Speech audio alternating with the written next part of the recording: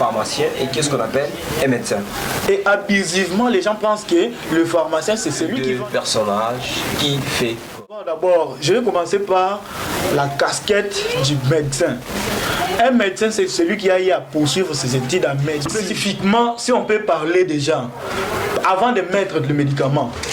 Je félicite d'ailleurs le ministre de la Santé. L'année passée, face à son initiative, on a pu chercher à fermer toutes les pharmacies qui ne correspondaient pas ou qui n'étaient pas en ordre avec la réglementation pharmaceutique. Centre de santé qui se trouve dans les quartiers. Si ça fait qu'il n'y a pas un pharmacien, donc il n'y a pas un cabinet d'un pharmacien, qu'est-ce qui se passe? Les médecins doivent prescrire. Chez Max Makinda, où est-ce qu'on peut retrouver les pharmaciens? Je commence d'abord par dire ceci, par un slogan. En fait, on dit que tout le monde doit avoir un pharmacien chez lui. Dans ce qui concerne la prescription, ça doit être réservé spécifiquement entre les médecins et les pharmaciens, qui sera plus proche du patient. Les pharmaciens, ils sont habilités à faire un suivi permanent.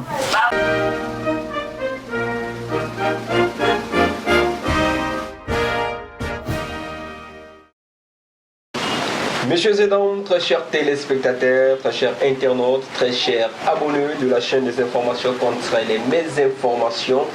Vous nous suivez depuis Paris, depuis Texas, vous êtes en France, vous nous suivez depuis Banga, vous êtes à Mapangu, vous nous suivez depuis Idiopa, vous êtes à Kolwezi, nous sommes JC4 Télévision, la chaîne émettant depuis Kinshasa, capitale de la République démocratique du Congo. Bienvenue à ce premier numéro de l'année 2026 de votre émission École pour tous. L'émission École pour tous parle de la science. À ce jour, nous allons recevoir un jeune pharmacien en la personne de M. Max Makinda. Avec lui, nous allons parler, nous allons analyser sur la thématique santé et sciences.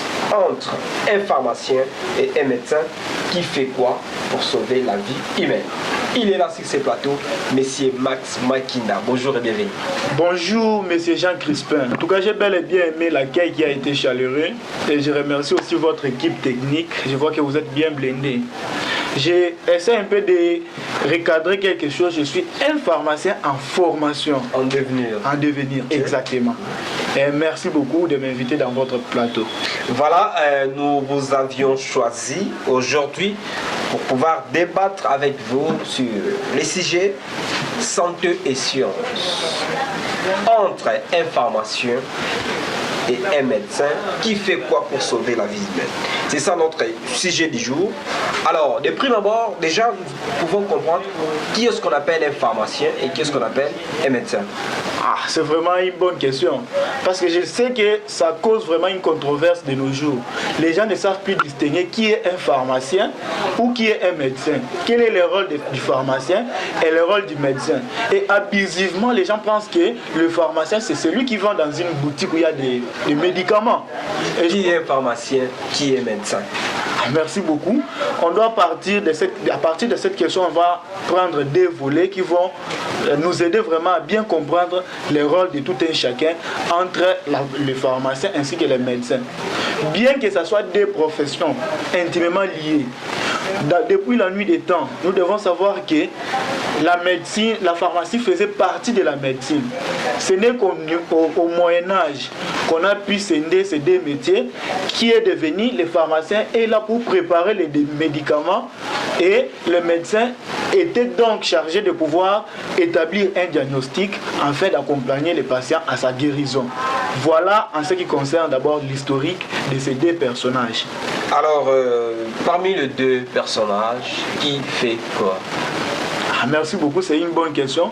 Nous devons savoir d'abord, je vais commencer par la casquette du médecin. Un médecin, c'est celui qui a eu à poursuivre ses études en médecine. Et en médecine, nous avons plusieurs départements. Pendant combien d'années? Exactement 7 ans, avec une année de stage et tout. En médecine, il y a plusieurs départements. Et la pharmacie aussi faisait partie du département de la médecine. Nous avons médecine physique, médecine dentaire, biologie médicale. Et un médecin, c'est celui qui a fait les 7 ans de biologie médicale. C'est quoi son rôle? Son rôle est d'accueillir les patients, écouter la plainte du patient et pouvoir poser des questions afin de relever un diagnostic qui pourra donc nous conduire à un traitement quelconque. Et après avoir fait ça, le pharmacien est là bien disposé. Bien sûr que les pharmaciens se retrouvent partout. Nous avons la pharmacie clinique, tout ça. Donc les pharmaciens se retrouvent partout. Là, je parle dans un titre clinique. Après avoir reçu les patients et fait tout examen, il pose un diagnostic, lui, il ressort la maladie. Puisque les médecins, ils sont beaucoup plus spécialisés par rapport à l'organisme. Ils savent le fonctionnement de l'organisme, bien que nous aussi, ceux qui sont les pharmaciens, nous avons une connaissance, même pas approfondie, mais aussi de l'organisme. Après avoir fini de poser un diagnostic, il renvoie la balle est au médecin. Puisque déjà, dans notre loi congolaise, on a interdit les pharmaciens de prescrire. Abusivement, je ne sais pas pourquoi, mais à l'étranger, tel qu'en Belgique et aux États-Unis, les pharmaciens prescrivent déjà. Alors, qu'est-ce qui se passe? Les médecins, après avoir posé son diagnostic, il fait une prescription qu'il va envoyer au pharmacien afin de pouvoir l'approuver ou infirmer la prescription. Puisque c'est le pharmacien qui est spécialiste du médicament. Voilà un peu les rôles de ces deux personnes, de ces deux personnages au sein de la clinique. Mais je tiens aussi à relever que le pharmacien n'est pas celui qui vend le médicament dans une pharmacie ou une boutique. Les pharmaciens se retrouvent dans tous les domaines de la vie. Par exemple, les gens qui fabriquent des yaourts et tous les produits qui sont probiotiques, ce sont des pharmaciens. Ce sont les pharmaciens qui doivent valider les laits de beauté qui doivent être vendus. Parce que ces laits-là doivent concorder avec le pH de notre organisme. Et tout ce que le corps peut utiliser, c'est le pharmacien qui peut donner l'aval. Les médicaments qui sont importés, d'ailleurs, beaucoup de médicaments qui viennent d'ailleurs, c'est les pharmaciens qui peuvent dire que ces médicaments, oui, ces médicaments, on peut consommer ça. Donc c'est lui qui est le spécialiste du médicament. Il connaît tout. Les pharmaciens connaissent que quand on prescrit un patient à telle ou telle autre pathologie, voilà, le médecin prescrit, il a écrit ça, par exemple 2 ou 3 antibiotiques de la même famille. Les pharmaciens, ils connaissent les interactions entre les médicaments. Il sait à quel moment le patient peut prendre les médicaments. Parce que tous les médicaments possèdent chacun son indication. On ne peut pas prendre les médicaments comme les arachides ou abusivement comme ça. Voilà un peu en ce qui concerne la responsabilité entre un pharmacien et un médecin du point de vue profession. Comment expliquer un médecin qui est face à un patient qui arrive à prescrire les médicaments et les patients sont tour devant les pharmaciens pour acheter ces médicaments, les pharmaciens peuvent rejeter cette prescription. Comment expliquer? Merci beaucoup. Pourtant, c'est le médecin qui a réussi lui-même, patient. Après avoir prescrit la prescription, comment expliquer qu'un pharmacien puisse rejeter cette prescription? Merci beaucoup. Si il s'avère que vous avez un hôpital et dans cet hôpital il n'y a pas un pharmacien, ce qui veut dire qu'après prescription, il va passer la prescription au patient pour aller acheter des médicaments. S'il s'avère que dans l'hôpital où on se retrouve, il n'y a pas un pharmacien. Tel est le cas des petits centres de santé qui se trouvent dans les quartiers. S'il s'avère qu'il n'y a pas un pharmacien, donc il n'y a pas un cabinet d'un pharmacien, qu'est-ce qui se passe? Les médecins doivent prescrire. S'il finit la prescription, on donne au patient pour aller acheter des médicaments. Et alors, dans ce contexte, les pharmaciens d'officine, lorsqu'ils reçoivent cette prescription, puisque tout est inscrit dans la prescription, il y a, à ce qui concerne d'abord la forme, nous avons l'adresse, tout ce qui concerne les informations sur les médecins.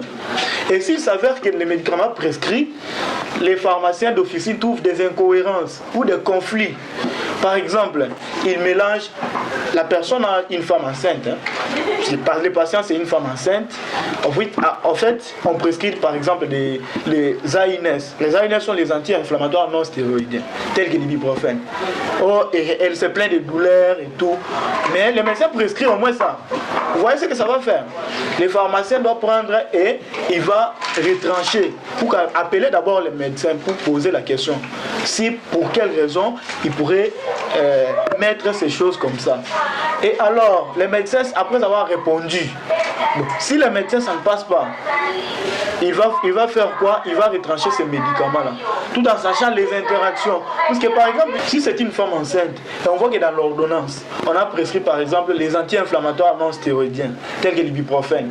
On sait déjà par exemple, au 3e trimestre de la grossesse, ça provoque un effet tocolytique. Qui va vous amener à l'avortement? L'avortement, oui. Un effet tocolytique, ça va diminuer les contractions dans l'utérus et faciliter l'avortement. Ce n'est pas parce que les médecins prescrivent, les pharmaciens vont céder ces médicaments. Et déjà, chez nous ici au Congo, qu'est-ce qui se passe? Il y a des médicaments qu'on appelle OTC, c'est-à-dire les médicaments à vente libre, ainsi que les médicaments qu'on livre spécifiquement que par ordonnance. Malheureusement, le système a changé. Aujourd'hui, on regarde, les gens, on vend même les tramadol, parce que les tramadol, c'est un stupéfiant. Ça se vend uniquement avec une prescription médicale. Mais vous demandez-vous tous ces voyous, les vagabonds de la cité, où est-ce qu'ils en prennent? Ils en prennent où? Ce qui veut dire que le contrôle des qualités des médicaments, la surveillance. Nous avons les médicaments qui entrent à Kinshasa de part et d'autre. En RDC, les médicaments par fraude. Alors que tout ça, ça devait être contrôlé. Puisque déjà, il y a 60% des médicaments qui sont vendus spécifiquement dans les marchés chinois sont des faux médicaments. Les médicaments qui ne respectent pas les conditions de conservation. Ou on peut voir une personne qui fait un hangar, si on appelle ça communément hangar, mais qui met des médicaments qui vend. Est-ce que la température a été respectée? Cette personne a-t-il reçu l'autorisation pour implanter sa pharmacie?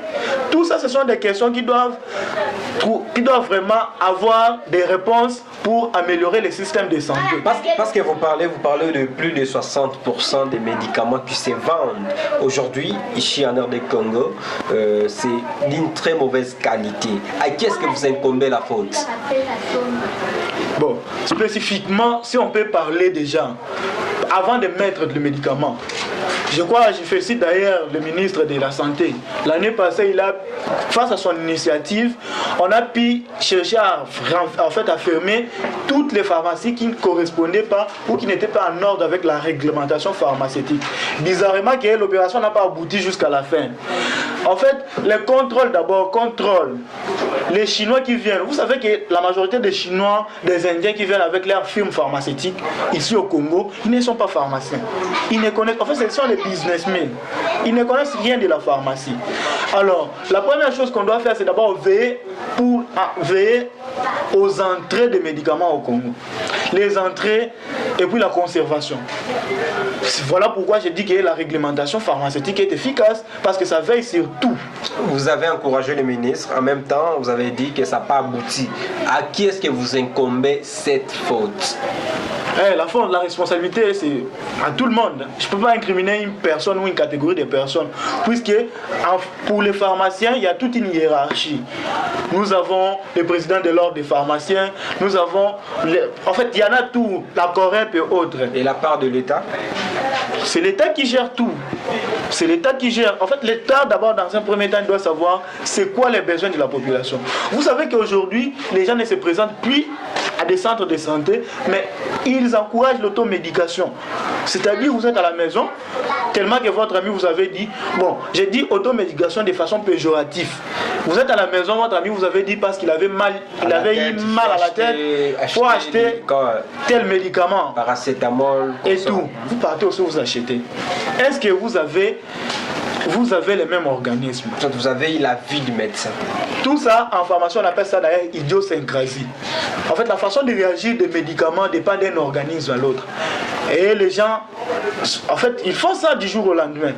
Conséquence, vous achetez les antibiotiques pour combattre les bactéries dans votre organisme. Plus vous achetez les mêmes médicaments, plus vous créez des résistances dans votre organisme. Et aujourd'hui, nous avons même l'amoxicilline. On a sorti la forme combinée entre amoxicilline et acide clavulanique grâce aux résistances. Qu'est-ce qui crée ça? L'automédication. Et l'automédication, c'est qu'est-ce qui crée l'automédication? C'est la pauvreté. C'est ce qui pousse la personne à ne pas aller se consulter. Puisqu'il sait que la fiche coûte cher. S'il commence par la fiche et puis examen, au lieu seulement de dépenser 2000 francs de façon ambulatoire, parce qu'il sait que là, il ne va pas rester à l'hôpital, il achète demain, il va se remettre en ordre. Non, attention. Par exemple, quand vous prenez des médicaments qui sont symptomatiques, ça supprime les symptômes. Vous avez de la fièvre, vous prenez le paracétamol. Oui, la fièvre disparaît. Mais est-ce que vous connaissez ce qui a créé cette fièvre? Et au fur et à mesure, voilà, la personne dort demain matin, elle ne s'est pas réveillée. On incrimine des sorciers alors que nous-mêmes, et qui est, ce que j'ai voulu vous oublier, chers journalistes, excusez-moi de monopoliser la parole, qui peut donner les conseils aux patients ou à toute personne qui prend les médicaments? Là, nous allons arriver. Déjà, Monsieur Max Makinda, où est-ce qu'on peut retrouver les pharmaciens? Où est la place du pharmacien? En tout cas, merci beaucoup. Je commence d'abord par dire ceci, par un slogan. En fait, on dit que tout le monde doit avoir un pharmacien chez lui, dans sa famille. Si pas dans sa famille, même dans sa belle famille. Les pharmaciens sont partout, dans tous les domaines de la vie. Bien que nous sommes moins nombreux, puisque toute la ville de toute la RDC, la République démocratique du Congo, nous avons 3000 pharmaciens. 3000 pharmaciens, je pense. Sans compter les retraités. Et dans ça aussi, sans compter certains qui sont morts, parce qu'ils gardent toujours leur numéro d'ordre. Et dans ça, les pharmaciens doivent se retrouver partout. Que ce soit dans l'hôpital, officine, ou dans les industries. Puisque je vous ai dit au départ que même les industries agroalimentaires, partout il y a les pharmaciens, même dans la chimie. Puisque déjà il faut savoir quoi. Les pharmaciens, entre parenthèses, c'est lui les spécialistes en médicaments. Les pharmaciens sait comment les médicaments on les fabrique. Il sait comment les médicaments réagissent dans l'organisme. Il connaît quel conseil il peut donner à une personne qui a quelle pathologie. Tout ça, il n'y a que les pharmaciens. Par contre, les médecins qui sont nos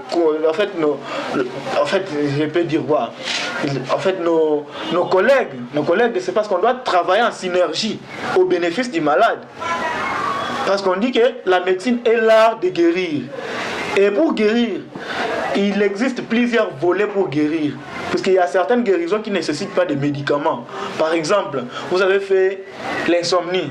Vous n'avez pas dormi, vous n'avez pas passé bien votre nuit. Vous partez chez un pharmacien, il vous donne juste des conseils. Il peut vous dire, allez-y dormir parce que vous avez mal à la tête.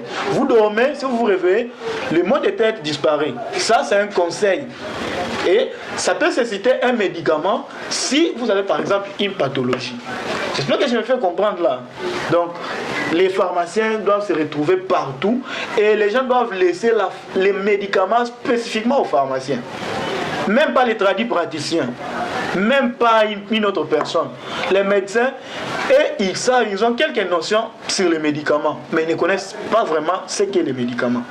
Parmi tous les volets, je répète, tous les volets de la thérapeutique, les médicaments sembleraient les plus qui guérissent les patients. Et qui est spécialiste des médicaments? C'est les pharmaciens. Alors, parce que vous parlez qu'on va retrouver les pharmaciens partout, dans des familles, dans des offices, dans des hôpitaux. Officines. Alors, pourquoi dans des officines plutôt. Oui. Alors, pour ces petites pharmacies de la rue, ces petites pharmacies qui sont dans nos coins des avenirs, soit dans les boutiques, il faut être tout droit, c'est les boutiques, c'est pas des pharmacies. Aussi des petits centres de santé, des petits hôpitaux. Oui. Est-ce qu'ils n'ont pas peut-être de moyens pour embaucher des pharmaciens? Ça pourrait être quoi votre recommandation? Merci beaucoup, messieurs les journalistes. Mais est-ce que vous savez une chose? Votre recommandation chez les ministres de la Santé, oui, ou au gouvernement? Merci beaucoup. Vous savez une chose? De nos jours, les gens meurent beaucoup plus de médicaments plutôt que de leur propre maladie. Donc c'est quelque chose qu'il faut prendre en compte. Si aujourd'hui nous avons des taux de mortalité qui s'élèvent en flèche, c'est les médicaments. Les médicaments que vous avez pris aujourd'hui peuvent vous causer des dommages, même après 2 ou 3 ans, 5 ans, et j'en passe. Donc les gens qui ont des petits centres, des petites pharmacies, il n'y a pas que les médicaments qui sont comme commerce à faire et tout. Il y a beaucoup de choses à faire. La santé n'a pas de prix et on doit les respecter. Les ministres, que ce soit les autorités compétitives, doivent être très rigoureux en ce qui concerne la santé de la population congolaise. Notamment les petites pharmacies qui ne répondent pas aux exigences de la réglementation pharmaceutique doivent être fermées. Même pas être tolérants ou cléments pour dire que peut-être ils ont eu à dépenser beaucoup de choses, voilà, on leur laisse d'exercer. Non. Plus vous acceptez ça, plus vous participez à la criminalité et à la destruction des gens. Les médicaments d'abord en anglais on dit drague. Les médicaments c'est un poison. C'est vraiment un poison à tenir en compte. Donc vous prenez une dose quelconque, vous mourrez sur les champs. Voilà pourquoi on doit être pas vraiment clément en ce qui concerne des petits centres ou des petites pharmacies qui ne correspondent pas aux normes. C'est vraiment à barrer. Alors déjà, nous pouvons comprendre quelles sont les limites des pharmaciens et quelles sont les limites des médecins. Qu'est-ce qu'un médecin peut faire et qu'est-ce qu'il ne peut pas faire? Et puis, qu'est-ce qu'un pharmacien peut faire et qu'est-ce qu'il ne peut pas faire? Localement, parce que en fait ça dépend d'un pays à un autre. Oui. Prenons le cas de notre pays, la RDC. La RDC. Qu'est-ce qu'un pharmacien peut faire et ce qu'il ne peut pas faire? Et puis qu'est-ce qu'un médecin peut faire et ce qu'il ne peut pas faire? Déjà, je dis ceci, pour même tous qui nous écoutent, qui nous suivent, laissez les médicaments aux pharmaciens. Un médecin ne peut pas. Déjà, admettons que vous êtes médecin, vous donnez à un infirmier de poser un diagnostic pour qu'après vous puissiez l'améliorer. Vous le recadrez. Vous ne voyez pas que ça ne passe pas. Vous donnez à un infirmier de poser un diagnostic pour l'améliorer. Ça ne passe pas. Et déjà aussi, la RDC doit se reconformer par rapport aussi à d'autres pays. Nous avons la Belgique. Aujourd'hui, ce sont les pharmaciens qui prescrivent. Je ne vois aucun mal qu'un pharmacien puisse prescrire, même si les médecins, et ils sont vraiment spécialisés en ce qui concerne la pathologie, savent. Puisque quand vous présentez à un hôpital, quand on a fait les examens, les médecins en fait connaissent plus sur cette pathologie plutôt que les pharmaciens. Les pharmaciens, ils connaissent que mon médicament que j'ai fabriqué va agir à tel niveau. Ça va provoquer tel effet secondaire. Combiné avec tel autre médicament, ça peut aboutir à tel effet. Tout ça, c'est les pharmaciens. Voilà pourquoi je dis que la spécialité du pharmacien, c'est un médicament. Tout ce qui concerne la prescription, ça doit être réservé spécifiquement. Je dis bien spécifique. Et la spécificité est absolue.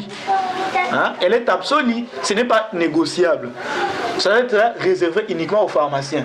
Quand un médecin pose un diagnostic, étant donné que les pharmaciens, oui, les pharmaciens aussi, ils étudient l'organisme et tout, on sait telle partie, même si ce n'est pas en profondeur, mais nous connaissons. La différence des médecins, et ils étudient ça de façon en profondeur. Mais la pharmacologie, en pharmacologie, et ils étudient de façon passagère, vous voyez, on peut leur dire. Et ce qui me fait mal, c'est quoi? Ce qui me fait mal aujourd'hui, on traite les gens par rapport aux affinités qu'on a avec des firmes ou des blancs qui viennent nous déposer des médicaments dans notre hôpital. Nous avons plusieurs Indiens qui viennent. La personne peut fabriquer son médicament contre, par exemple, la malaria.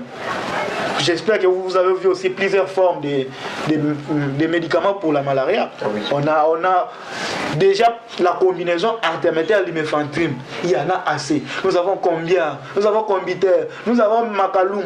Il y en a beaucoup. Et maintenant, que fait une firme pharmaceutique?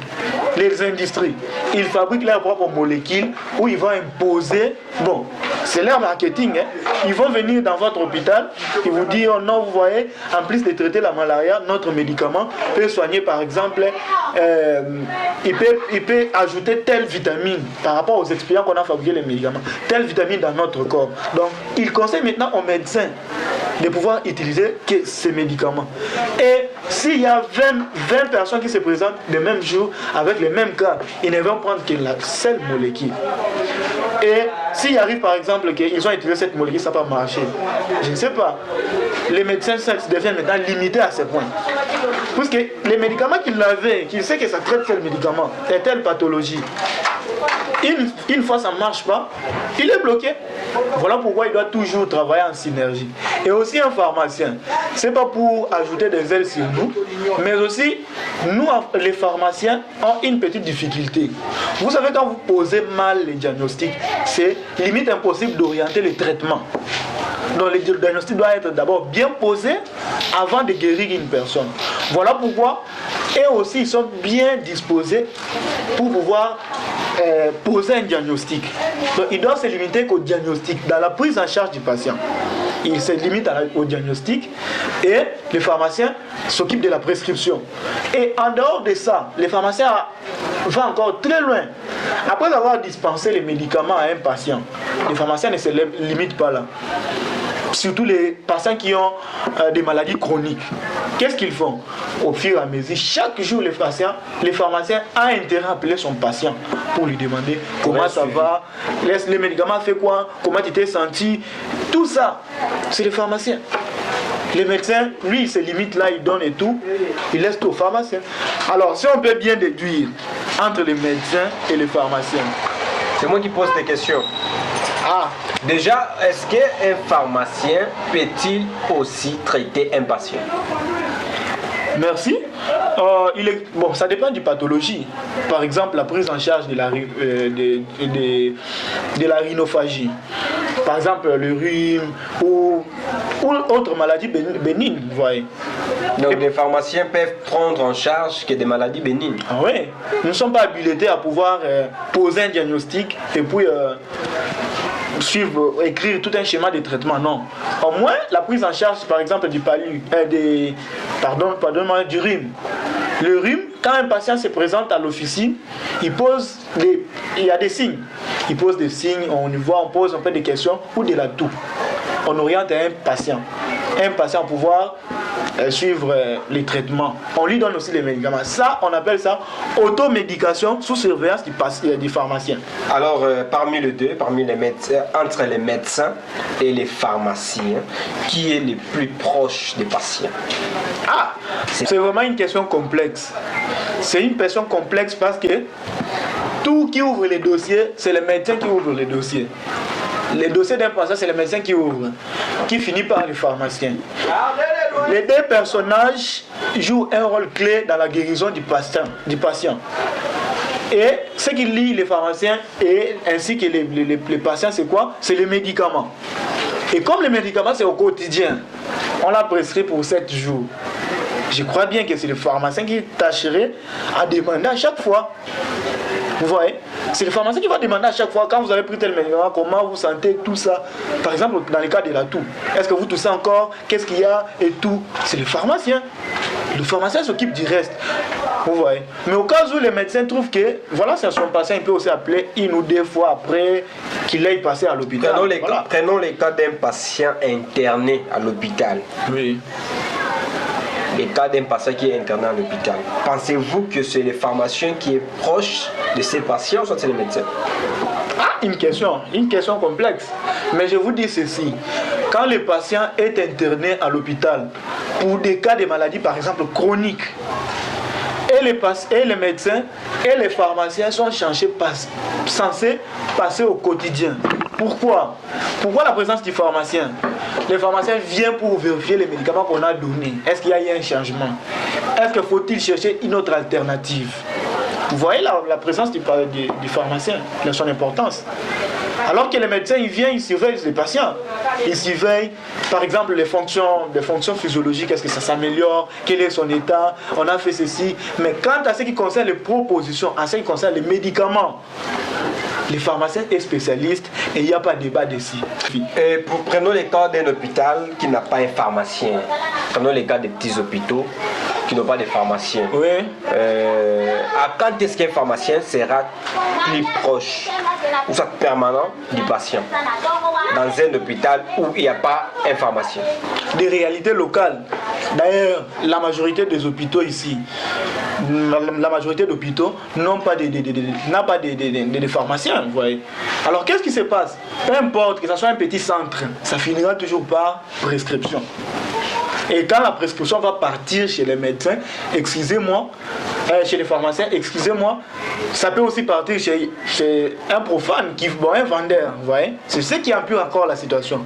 Mais si Dieu fait grâce que cette prescription arrive entre les mains d'un pharmacien, il trouve que ça a été bien prescrit.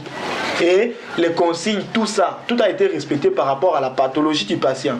Il va livrer les médicaments, accompagner. Puisque vous allez voir les médecins qui se trompent par exemple dans les cas de dosage. Les dosages, par exemple, il met des choses qui ne correspondent pas. Le pharmacien est là pour recadrer ça. Il montre au patient, il explique dans la langue où le patient comprend. Il lui dit, Moko Oyo, Omela, après 8 heures, Omeli sous Oyo. Après 12 heures, Omela sous Oyo. C'est pas prêter une confusion chez les patients, parce que le médecin dit par exemple, tu dois prendre mi-balé, la tongo, mi-balé, la moi, mi-balé, la pourquoi. Et vous, à votre tour, étant que pharmacien, vous allez à votre tour lui dire, par exemple, il faut prendre comprimé moko le matin, comprimé moko le midi, comprimé moko le pourquoi. C'est pas prêter une confusion chez. À qu'est-ce que le patient va vraiment écouter? Les spécialistes du médicament, c'est les pharmaciens. C'est les pharmaciens qui connaissent tous sur les médicaments.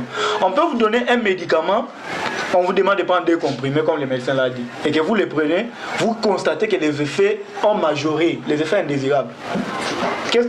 En fait, une fois les pharmaciens avaient déjà reçu cette ordonnance, mais il n'a rien fait. Il a quand même libéré pour que les patients prennent comme les médecins.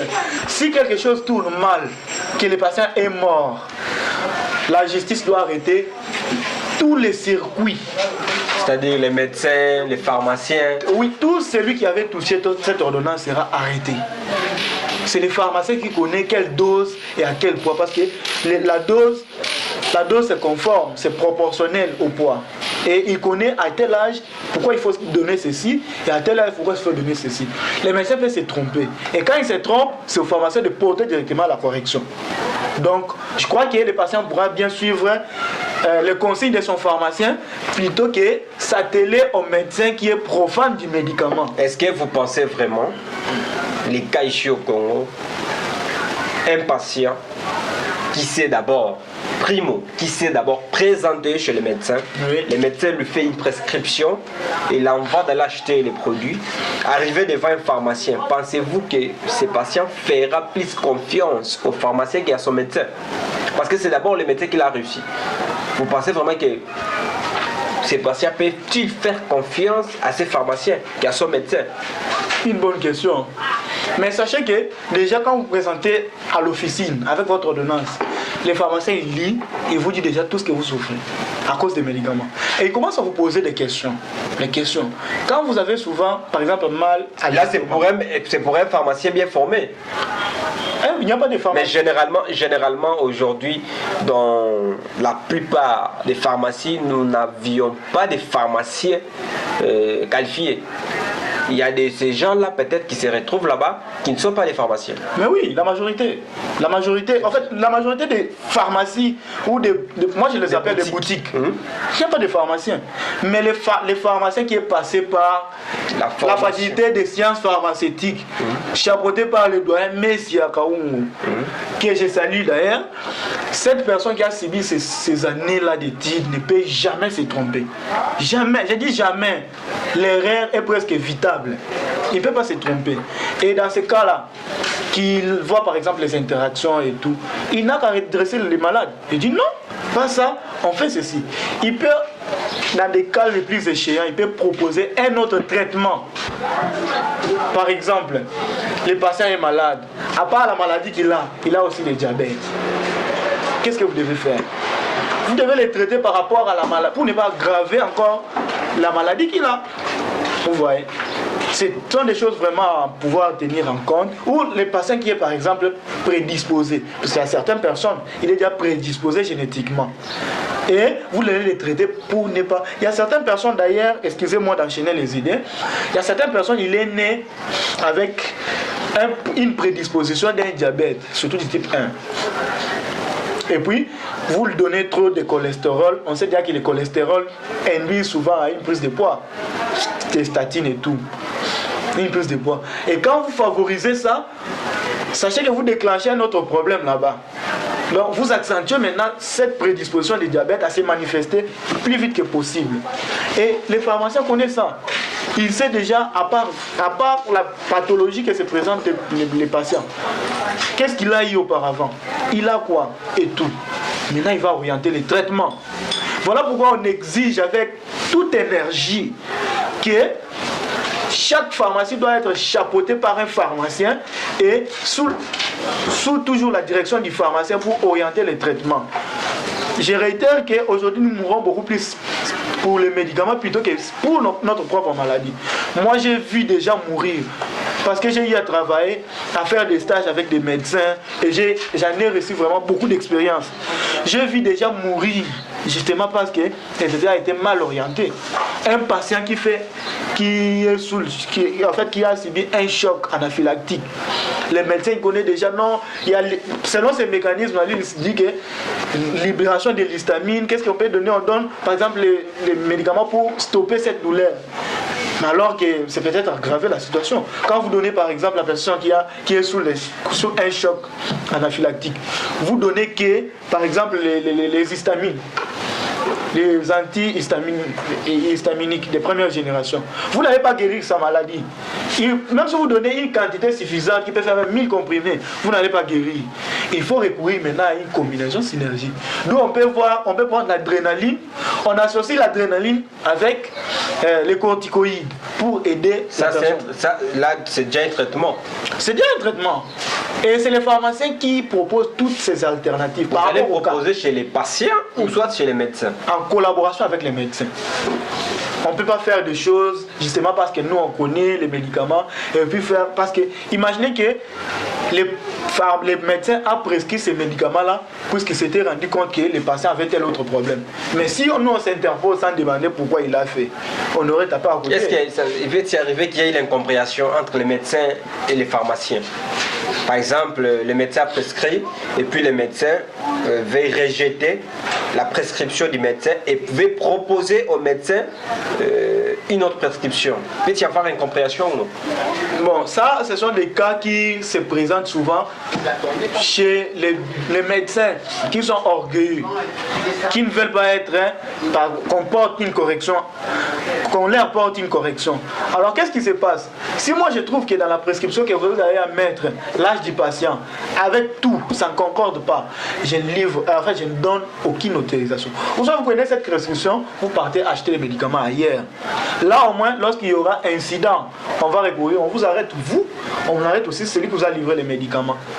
Récemment, on a vu le monsieur qui était mort, excusez-moi, qui est populaire, c'est docteur qui des trucs déjà et tout.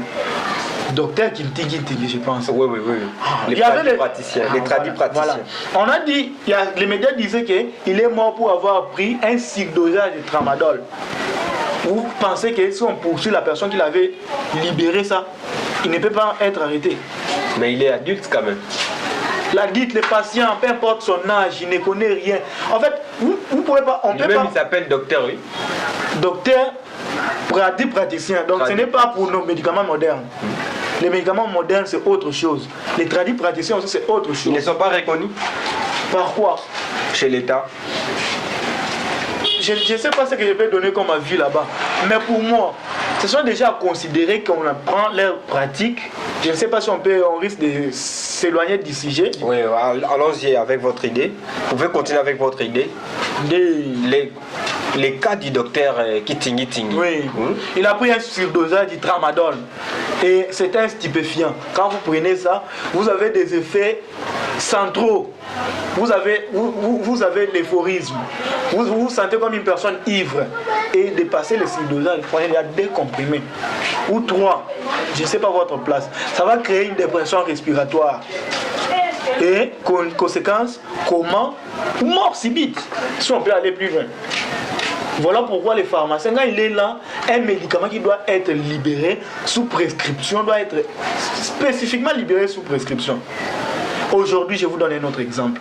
Vous savez qu'il y a les jeunes ceux qui achètent des misoprostol, cytotec pour les avortements. On vend ça, on vend ça. On vend ça dans des pharmacies. Alors que normalement, l'indication des misoprostol, du point de vue digestif, c'est pour soigner l'ulcère gastro-duodénal. L'ulcère, donc la gastrite. Et en gynécologie, ils utilisent ça pour les avortements volontaires. On a remarqué que l'enfant que vous possédez dans votre ventre possède une malformation congénitale. Par exemple, ça doit être au niveau du cœur ou tout ça, et on veut interrompre la grossesse. On utilise le misoprostol qui a un effet tocolytique qui va réduire les contractions au niveau de l'utérus et favoriser cet avortement.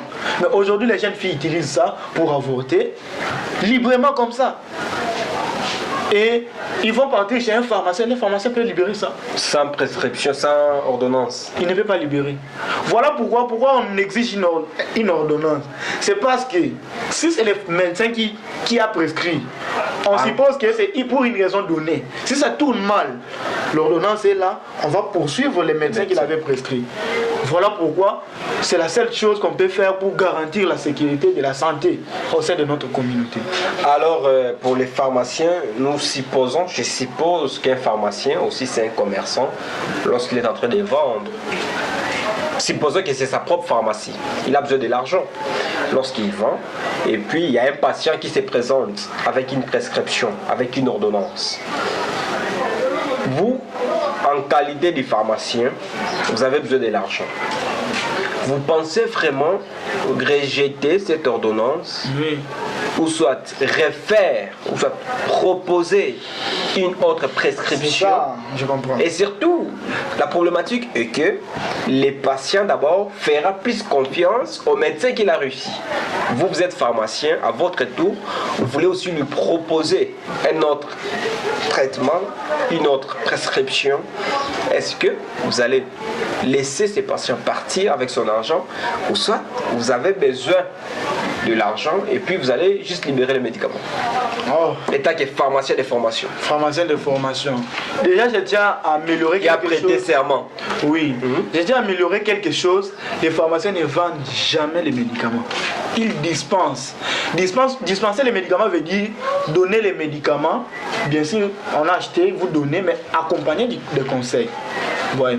Si un patient se présente dans votre officine avec une ordonnance qui n'est pas concorde assez que... Donc, il y a des incohérences. Que les patients présentent comme... pathologie, par exemple. Oui. Il a mal au ventre, on écrit les médicaments pour traiter, par exemple, l'oreille. Vous voyez qu'il y a déjà une incohérence. La meilleure chose à faire, c'est quoi? Poser des questions aux patients. Si les patients affirment vraiment que c'est ce que les médecins l'a prescrit, il serait normal d'appeler les médecins. Vous l'appelez les médecins, vous demandez toutes les informations possibles. Puisque entre gagner de l'argent et éliminer la vie d'une personne, qu'est-ce que vous souhaitez? Puisque c'est un risque. S'il y a une incompréhension, veuillez le libérer, il va aller acheter là où il veut. Et déjà, la relation entre un pharmacien et un patient, c'est juste sur la confiance.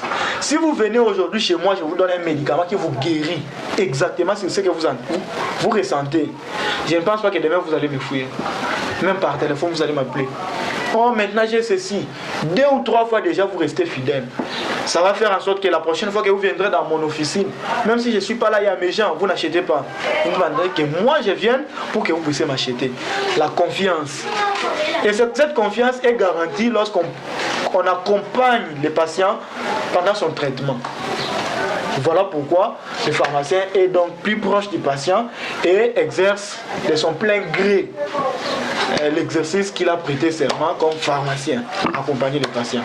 Voilà, Monsieur Max Makinda, vous êtes pharmacien en devenir. Vous étant que pharmacien en devenir, vous n'êtes pas encore pharmacien. Est-ce que vous êtes aussi habilité à prescrire dans une pharmacie ou soit dans une famille, je ne sais pas moi, dans un cabinet? Est-ce que vous êtes habilité? C'est une bonne question. Toute personne n'ayant pas encore prêté serment, que ce soit un médecin, un pharmacien, un infirmier, toute personne là ne peut jamais exercer son métier avant de prêter serment. Donc, je ne peux pas prescrire, mais je peux au moins déceler les conflits en cas d'une ordonnance qui a été mal rédigée. Parce que, par définition, on dit qu'une ordonnance, c'est un acte légal. C'est un acte établi par un pharmacien, un docteur, un médecin, un acte établi par un médecin en conditions normales d'exercice. Vous voyez? Donc je peux savoir que ici, on a mal combiné ces deux molécules. Je peux voir les prescriptions qui ne sont pas bien établies, mais je ne peux pas prescrire pour une personne parce que je n'ai pas de kilos. Je n'ai pas les kilos dans le sens que je ne suis pas encore permis. On ne m'a pas permis de pouvoir prescrire pour une personne. Et je tiens à dire que les pharmaciens ne sont pas permis à prescrire des médicaments. Ce sont pour notre pays localement, compte tenu de nos réalités, ce sont les médecins qui prescrivent. Et ensuite, la prescription est analysée par les pharmaciens, infirmée ou affirmée avant la délivraison des médicaments. Voilà, monsieur Max Makinda, nous sommes en train de citer. Déjà, ça doit être quoi votre message pour essayer un peu d'améliorer le système sanitaire ici dans notre pays, vous en qualité de pharmacien en devenir? Merci beaucoup, c'est vraiment un message que je dois passer, que ce soit aux autorités compétentes. Que ce soit les autorités compétentes ou toute personne qui veut vraiment la bonne santé de la population congolaise. Donc je parle de la hiérarchie, ainsi de suite. Tenons vraiment à vérifier les médicaments. Quels médicaments on donne? Par exemple, je préfère aller par deux volets. En ce qui concerne la responsabilité des autorités et en ce qui concerne la responsabilité de tout un citoyen ou carrément des personnels de santé. Puisque c'est aussi qui prennent des formations pour vendre dans des pharmacies, ça peut être des personnels de santé. Même si vous avez fait l'électricité à l'humanité, vous prenez une formation, vous pouvez vendre. Ou vous, comme vous êtes là pour aller aussi vendre, ouvrir une pharmacie, vous appelez personnel de santé. Non. La responsabilité des autorités. Les autorités doivent veiller à ce que tous les médicaments qui entrent ici dans notre pays entrent dans la voie normale. Vérifier toutes les entrées. Vérifier à ce que tous les Indiens qui viennent dans notre pays passent par la voie normale. Un suivi permanent. Des médicaments qui doivent être analysés par des grandes firmes qui viennent ici doivent subir vraiment une rigueur et analyser avant de mettre à la disposition de la population congolaise. Je trouve que les autorités doivent aussi mettre la main sur toute personne qui n'a pas le droit de pouvoir ouvrir une pharmacie et tenir en rigueur. Puisque aujourd'hui nous retrouvons que la majorité des médicaments qui sont vendus, donc on nous vend des maladies. Si on fait le tour de ces quartiers, on va voir il y a combien de pharmacies. Combien de pharmacies ont justement l'autorisation? Non, pas l'autorisation. Ont par exemple un climatiseur pour garder une bonne température et puis garder conserver bien les médicaments. Combien? Il n'y en a pas. Les gens vendent par effrodilation, permettez-moi.